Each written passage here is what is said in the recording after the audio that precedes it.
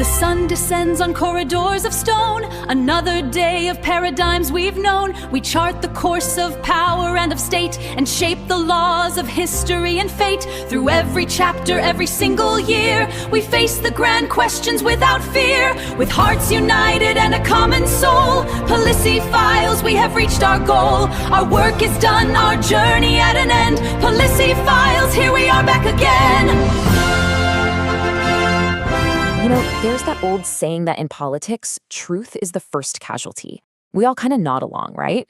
But what if one of the most cynical things we believe about our leaders is just plain wrong? When you picture world's leaders sitting across a table from each other, what do you see? Probably a high-stakes game of poker, all bluffs and deception, where the truth is just another chip to be played.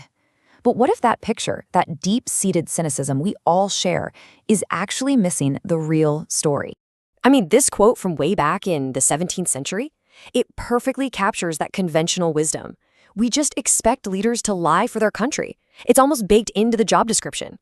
It's a paradox we've basically accepted for hundreds of years. And that brings us right to what you could call the politician's paradox. In the huge, high-stakes arena of international relations, it just seems obvious that deception would be one of the main tools in any leader's toolbox. Okay, but here's where things get really interesting. We're about to dive into some research that flips this whole idea on its head. So if you're a cynic, get ready, because you're about to be tested. This whole argument comes from the book Why Leaders Lie by a political scientist named John J. Mearsheimer. And his main point is as simple as it is shocking. See, Mearsheimer, who is himself a card-carrying realist, went into his research thinking he'd find tons of examples of leaders lying to other countries. It just made sense. But the evidence, well, it led him somewhere completely different, somewhere much more unsettling. And this right here, this is the core puzzle. The myth, the thing we all tend to believe, is that international politics is just filled with lies between states. But the reality, Mearsheimer argues, is that the biggest, most consequential lies are actually the ones the leaders tell their own people about what's happening out in the world. So you have to ask, why is lying between countries less common than we think? Well, for one, in the world of international politics, trust is already at rock bottom. Leaders expect other leaders to try and deceive them, so their guard is always up. Plus, if you get caught in a major lie, it can absolutely destroy your country's reputation for years. So, if you're going to lie, you have to be super selective about it. It's a weapon you can only use once in a while. Okay, so if leaders are more likely to lie to us, to their own citizens, then what exactly are these lies? Well, Mearsheimer actually creates a kind of inventory of them. Now, he's not talking about selfish lies, to cover up a personal scandal or something. He's focused on what he calls strategic lies, the deceptions that leaders justify to themselves as being for the good of the country. Let's look at two of the most powerful examples. First up is fearmongering. This is when a leader genuinely believes there's a threat out there, but they don't think the public gets it or cares enough. So what do? They exaggerate the threat, they dial up the fear, all to get people on board with a policy they want, like going to war.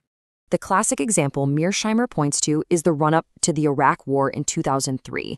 The administration painted this picture of an imminent threat from weapons of mass destruction, creating this crisis atmosphere to justify a war that, frankly, the public might not have supported otherwise. That is textbook fearmongering. The second major type is the strategic cover-up. This isn't about hiding a personal screw-up.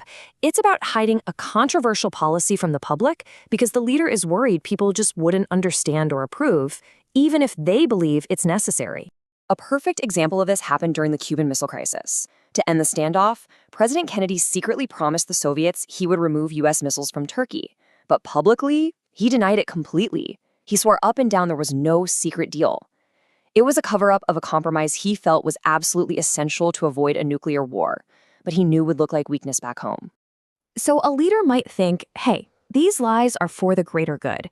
But Mearsheimer's warning is that they come with massive, often totally unforeseen, dangers. And this is the critical point of the whole book.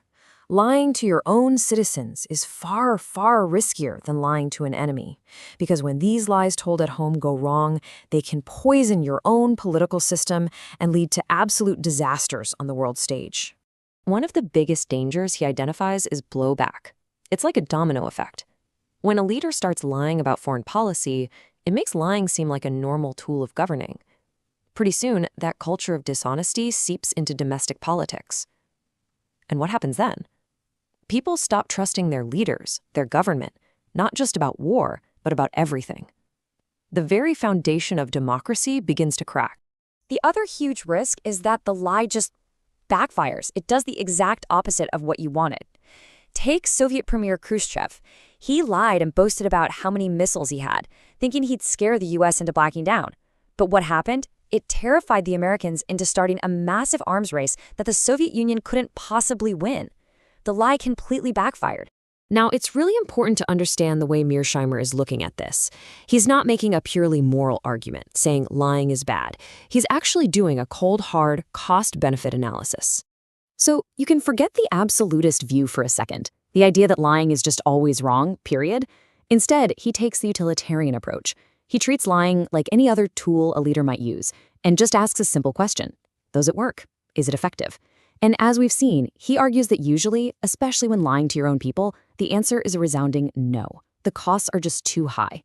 And this practical, cost-benefit way of looking at it all builds to one final, pretty stark warning, especially for modern democracies. And here it is. This is the really troubling paradox at the heart of the book. The more powerful a country is, the more involved it is all over the world, the greater the temptation becomes for its leaders to lie to their own public through fearmongering or cover-ups. They're constantly in situations where they think they have to mislead their people to get things done on the world stage. And that, in a nutshell, is the core argument you get from John Mearsheimer's book. It gives you this clear, analytical way to think about something we usually just get angry about. It's a framework for understanding deception not as a moral failing, but as a strategic tool with very real and very dangerous consequences. Which really just leaves us with one final critical question to think about. Over the long haul, what's the bigger threat to a democracy? An enemy on the outside, or the slow erosion of trust from the inside, caused by leaders who believe they have to lie for the good of the nation? It's something worth chewing on.